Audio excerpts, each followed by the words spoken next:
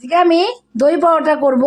আর দেখো, পরোটা কিন্তু আমাদের প্রতিদিনই খাওয়া হয়, আর সবাই খাও, সব সময় কিন্তু পরোটা খাও, কিন্তু এইভাবে কিন্তু দই পরোটা কিন্তু খাওয়া হয় না। আর তোমরা এইভাবে একদিন দই পরোটা খেয়ে দেখবে। আর সেটাই আজকে আমি দই পরোটাটা কিভাবে তৈরি করব, তোমরা প্রথম থেকে শেষ পর্যন্ত পুরো ভিডিওটাকে দেখতে থাকো। এখানে দেখো, আমি একটা গামলা নিয়েছি, গামলাটা কিন্তু বড় দেখে নিয়েছি। আর এই যে এখানে টক দই নিয়ে নেবো। আর টক দইটা একটুখানি কিন্তু বেশি করেই নিতে হবে, অল্প টক দই কিন্তু নিলে হবে না। এখানে দেখো, আমি 250-300 মতন টক দই নিয়ে নিয়েছি। আর এই টক দইটাকে একটুখানি ভালোভাবে ফাটাতে হবে, তার জন্য চামচ দিয়ে ভালো হবে না, আমি এভাবে ফাটিয়ে নেবো টক দইটাকে। যত ভালো ফাটাবে তত ভালো করে কিন্তু পরোটাগুলো হবে। দিয়ে দেবো এর মধ্যে অল্প করে একটু লবণ, যেটুকু লবণ লাগবে সেটুকু লবণ এর মধ্যে আমি দিয়ে দিয়েছি।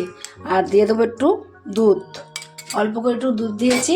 এবার দুধ দিয়ে আর লবণ দিয়ে একটু আবারও একটু ভালোভাবে আমি ফাটিয়ে নেবো। এবার আমি দেখো, এখানে আমি চিনি দিয়ে দেবো। এখানে 2 চামচ মতন চিনি দিয়েছি। চিনিটা দিয়ে আর দুধটা দিয়ে আর দইটা দিয়ে আমি এবার কিন্তু ভালোভাবে ফাটিয়ে নেবো। চিনিটা লবণও দিয়ে দিচ্ছি এর মধ্যে, সব কিছুই এর মধ্যে দিয়ে দিচ্ছি, সব কিছু উপকরণ সব কিছুতে ভালোভাবে একটু ফাটিয়ে নেবো। চিনিটা যেহেতু একটু গলতে টাইম লাগবে, তাই জন্য ফাটিয়ে নিতে হবে। যত সময় চিনিটা না গলবে তত সময় কিন্তু দইটাকে ভালোভাবে ফাটিয়ে নিতে হবে। এখন দেখো, ফাটিয়ে নিয়ে আমার হয়ে গেছে। আবার দেবো এর মধ্যে দেখো সাদা তেল, 2 চামচের মতো সাদা তেল দিয়ে দেবো। তেলটা দিয়েও কিন্তু ভালোভাবে এগুলোকে মিশিয়ে নিতে হবে। এখন কিন্তু চিনিটা একদম এর সাথে মেল্ট হয়ে গেছে, ভালোভাবে মিশিয়ে নিয়েছি। এবারে আমি দেবো এর মধ্যে ময়দা। এর মধ্যে কোনো রকম জল কিন্তু দেওয়া যাবে না, জল না দিয়ে কিন্তু মাখতে হবে। পুরোটাই কিন্তু দই দুধ দিয়ে কিন্তু পুরোটাকেই মাখতে হবে, পুরো ময়দাটাকে। শক্ত একটা ডো বানিয়ে নেবো। ও মেখে নিয়ে হয়ে গেছে। এই দেখো, যেরকম আমরা আটা রুটি পরোটা করি সেইভাবেই কিন্তু মাখতে হবে। দেখো মেখে নিয়েছি, কোনো রকম কিন্তু এর মধ্যে জল দেওয়া যাবে না। দেখো মেখে নিয়েছি, ঠিক এইভাবে কিন্তু নরম নরম করে মাখতে হবে, বেশি শক্তও না বা বেশি নরমও না, এইভাবে মেখে নিতে হবে। এখন আমি রেস্টে রেখে দেবো 1 ঘন্টা, হলে তো খুবই ভালো হয়। আর তোমরা যদি মনে করো খুব তাড়া থাকে, তাহলে কিন্তু তোমরা আধ ঘন্টাও রেখে দিতে পারো। একটু রেস্টে কিন্তু রেখে দিতেই হবে, যত টাইম বুঝে রেখে দেবে ততই কিন্তু বেশি ভালো হবে। এবার আমি রেস্টে রেখে দেবো, যতক্ষণ পারি দেখি কত সময় রাখতে পারি। 1 ঘন্টা হয়ে গেছে, 1 ঘন্টা রেস্টে রেখে দিয়েছিলাম, তোমাদের বললাম না যে যেটুকু রাখতে হবে তত ভালো হবে।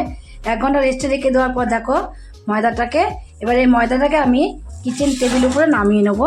এই কিচেন টেবিল উপরে নামিয়ে আর একটুখানি মেখে নেবো। মেখে এবার লেচিগুলোকে কেটে নেবো। সব লেচিগুলোকে কেটে নিয়েছি, কেটে একটু গোল গোল করে নেবো হাতের সাহায্যে। লেচিগুলো গোল গোল করেও আমি এক সাইডে রেখে দিলাম, সব রেখে দিয়ে এবার কিচেন টেবিল উপরে একটা লেচি আমি নিয়ে নেব। এখান থেকে দেখো, একটা লেচি আমি কিচেন টেবিল উপরে নিয়ে নিয়েছি। কিচেন টেবিলের উপরে নিয়ে এভাবে একটু গোল করে নেবো। গোল করে এবার লেচিটাকে আমি বেলে নেবো, গোল করেই বেলে নেবো। ধরো বেলে নিয়েছি, একটা লেচি নিয়ে বেলে নিয়েছি। বেলে নিয়ে এবার এর মধ্যে দিয়ে দেবো তোমার হলো একটু সাদা তেল, আর দিয়ে দেবো এর মধ্যে আমি একটু ময়দা সাদা তেল দিয়ে এইভাবে মাখিয়ে নেবো। তোমরা কিন্তু এটা ময়দা সাদা তেলের বদলে কিন্তু তোমরা এর মধ্যে একটুখানি ঘিও নিয়ে নিতে পারো। ঘি নিয়ে তারপরে এইভাবে একটুখানি কেটে কিন্তু দেখো কেটে কেটে নেবো। এইভাবে তোমার এইভাবে লম্বা করে কেটে নিতে হবে। এই যে কেটে নিয়ে এইভাবে করে দিয়ে দেবো, দিয়ে তারপর কিন্তু তোমার হলো এটাকে পরোটাটাকে বেলে নেব। এভাবে দিয়ে নিয়েছি, দিয়ে নিয়ে এবার আমি বেলে নেব। ওইভাবে তোমার হলো ঘিটা দিলে ভালো হয়, সাদা তেলটা দিলেও কিন্তু তোমরা একটা বাটির মধ্যে একটু সাদা তেল দিয়ে আর ঘি দিয়ে কিন্তু এটা মাখিয়ে নিতে পারো। সাদা তেল দিয়ে ঘি দিয়ে তোমরা যদি মাখিয়ে নাও তাহলেও কিন্তু একটা বাটির মধ্যে হবে, আর না মাখালেও হবে। দেওয়ার সময়ও একটুখানি উপর দিয়ে একটুখানি তোমার সাদা তেল, একটু তেল, একটুখানি ময়দা দিয়ে দিলে কিন্তু এইভাবে হয়ে যাবে। এবার পরোটাটা আমার পুরো বেলা হয়ে গেল। এবার পরোটাটা আমি ভেজে নেবো। এদিকে ওটা বেলতে বেলতে এদিকে দেখো একটা তাওয়া বসিয়ে দিয়েছি। তাওয়া বসিয়ে দিয়ে আমি একটা পরোটা দিয়ে দেবো। তাওয়াটা এখন গরম হয়ে গেছে, আর যখনই গরম হয়ে যাবে তখনই কিন্তু পরোটাটাকে দিয়ে দিতে হবে। দিয়ে 1 পিঠ আগে ভালোভাবে একটু ভেজে নেবো। ভেজে নিয়ে আরেক পিঠে উল্টিয়ে দেবো। উল্টিয়ে তারপর একটু তেল আমি ওপর দিয়ে চামচে করে এইভাবে দিয়ে দেবো। চামচে করে তেল দিলে কি হয়, অল্প তেলেই কিন্তু হয়ে যায়। 1 পিঠ হয়ে গেলে আরেক পিঠ এভাবে উল্টিয়ে দেবো। 1 পিঠ হয়ে গেছে, আরেক পিঠ এভাবে উল্টিয়ে দিয়েছি।